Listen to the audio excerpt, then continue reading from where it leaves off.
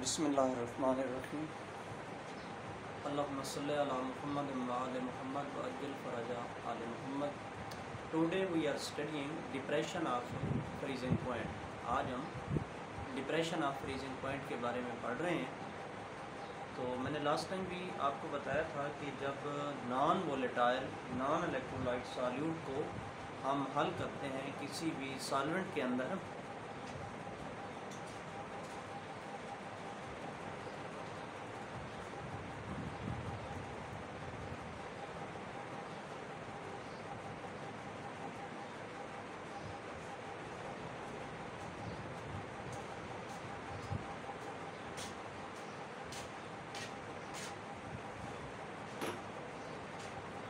जैसे ये आपके पास एक प्योर सॉल्वेंट है, दिस इज़ प्योर सॉल्वेंट। इसकी सरफेस के ऊपर ये मॉलिक्यूल्स हैं जो कि सॉल्वेंट के मॉलिक्यूल्स हैं। जब ये एवेपोरेट करेंगे ये आपके पास सॉल्यूशन है।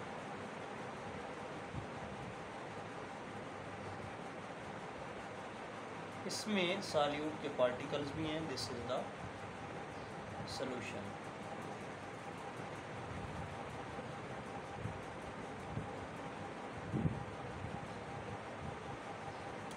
तो नतीजा ये निकलता है कि वेपर प्रेशर जो है जब उसमें सॉल्यूट ऐड करते हैं सॉल्वेंट के अंदर तो उसका वेपर प्रेशर कम हो जाता है। तो when non volatile non electrolyte solute is dissolved in a solvent, तो then ability of solvent molecule when non-volatile non-electrolyte, non-volatile जो evaporate नहीं करता और non-electrolyte जो अपने आयंस के अंदर सेपरेट नहीं करता, when non-volatile non-electrolyte solute is dissolved in a solvent, then capability of solvent molecule to escape from surface is lower, therefore vapor pressure is lower, freezing point is depressed या decreased. From the thermodynamics, depression of freezing point is given as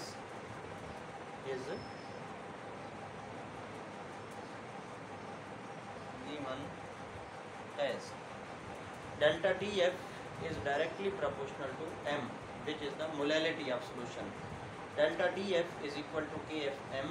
from definition of molality, molality की हम definition पढ़ चुके हैं कि number of moles of solute over weight of solvent.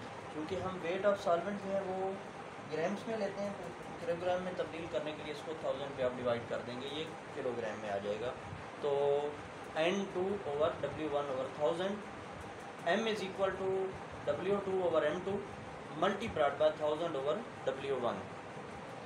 Delta TF is equal to KF multiplied by 1000 W2 over M2 into W1। आपने M2 निकालना, M2 को इधर ले आए, डेल्टा TF इधर जाके तकसीम हो जाएगा। तो M2 is equal to KF over delta TF 1000 W2 over W1 आ गया। इसका ये मतलब हुआ कि अगर आपके पास इबिलियोस्कोपिक कांस्टेंट की वैल्यू का आपका पता हो जो कि वाटर के लिए 1.86 डिग्री सेंटीग्रेड है, आपको डेल्टा TF, ये आगे हम मेथड पढ़ेंगे मेजरमेंट के लिए, डेल्टा TF का पता हो और फिर आपको वेट ऑफ सॉल्यूट यानी W2 और वेट ऑफ सॉल्वेंट W1 का पता हो, तो आप मोलर वेट ऑफ सॉल्यूट इससे फाइंड आउट कर सकते हैं इस रिलेशनशिप से। अब हम इसे ग्राफिकली कैसे एक्सप्लेन करते हैं, graphical explanation. When we plot a graph between the vapor pressure along the y-axis and temperature along the x-axis, तो आपके पास एक कर्व आ जाती है। कल भी आपको बताया था मैंने कि एक ख़ास जब आप इसको हीट करते हैं तो इसका वेपर प्रेशर बढ़ता रहता है, तो एक ख़ास टेम्परेचर पे जाके इसका वेपर प्रेशर बाहर वाले प्रेशर के बराबर हो जाता है। तो जिस टेम्परेचर पे बाहर वाले प्रेशर के बराबर हो जाता है वो बॉइलिंग पॉइंट कहलाता है। तो ये T1 और T2 जो है, T1 बॉइलिंग पॉइंट है सॉल्वेंट का। जब इसी उबलते हुए सॉल्वेंट के अंदर आप सॉल्यूट ऐड कर देते हैं, इसको सॉल्यूशन बना लेते हैं, तो इसका वेपर प्रेशर कम हो जाता है। अगर अब आप इसको कर्व को जो सोल्यूशन की कर्व है एक्सटेंड करेंगे तो फिर एक टाइम ऐसा आएगा कि इसका जो वेपर प्रेशर है वो बार वाले प्रेशर के इक्वल हो जाएगा। तो ये बॉइलिंग पॉइंट हो गया सोल्यूशन का। इन दोनों में जो फ़र्क आएगा वो डेल्टा टी बी कहलाएगा, एलिवेशन ऑफ बॉइलिंग पॉइंट। आज हमने जो है बात करनी है डिप्रेशन ऑफ फ्रीजिंग पॉइंट की।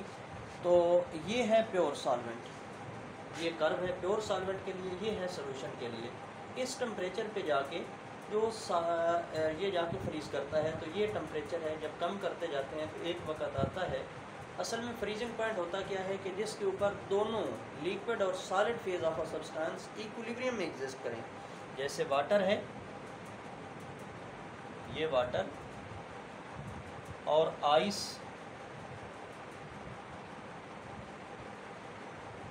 0 डिग्री सेंटीग्रेड पे ये इक्विलिब्रियम में एग्जिस्ट करते हैं।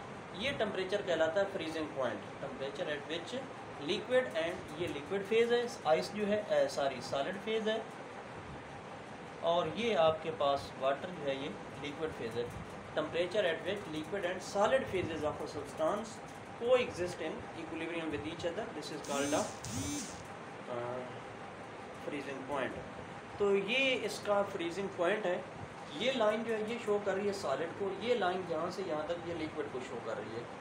तो जिस पे ये फ्रीज़ करेगा और इसको कम करते जाएंगे वेपर टेम्परेचर को, तो ज़ाहिर है वेपर प्रेशर भी कम होता जाएगा। ये लाइन देखें तो नीचे की तरफ आ रही है, तो मतलब ये है कि टेम्परेचर कम करने से वो लिक्विड ज़्यादा से ज़्यादा जो है सॉलिड में चेंज हो जाएगा, सॉलिड लाइन बढ़ रही है, वेपर प्रेशर कम हो जाता है। इसी सॉल्वेंट के अंदर ये जो फ्रीज़ कर रहा है, जब आप इसमें सॉल्यूट डाल देते हैं तो इसका फ्रीजिंग पॉइंट कम, इसका वेपर प्रेशर कम हो जाता है।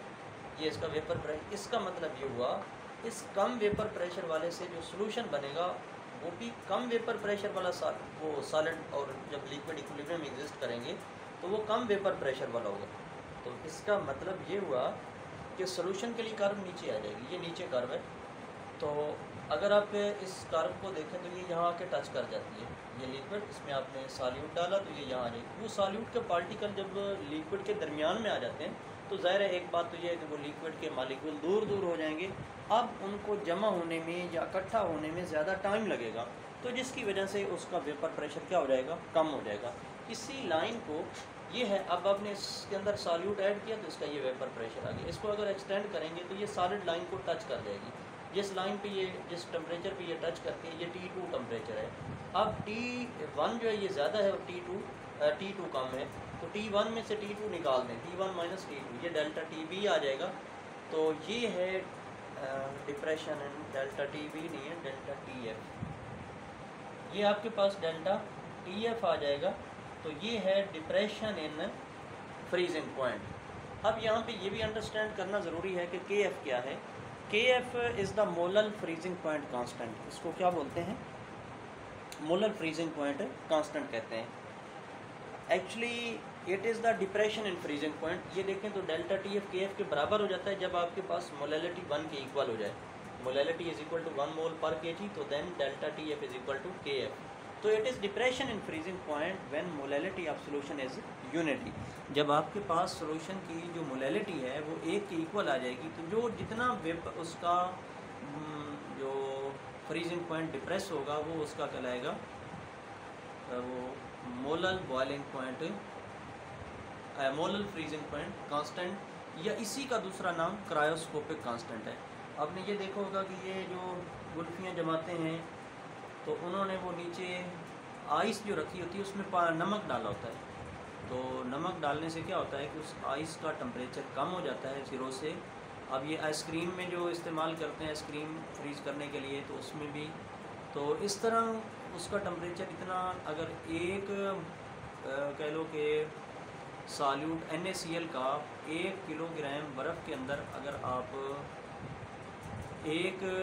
50 ग्राम डालेंगे तो उसका टेम्परेचर हो जाएगा 0 से -1.86 डिग्री सेंटीग्रेड।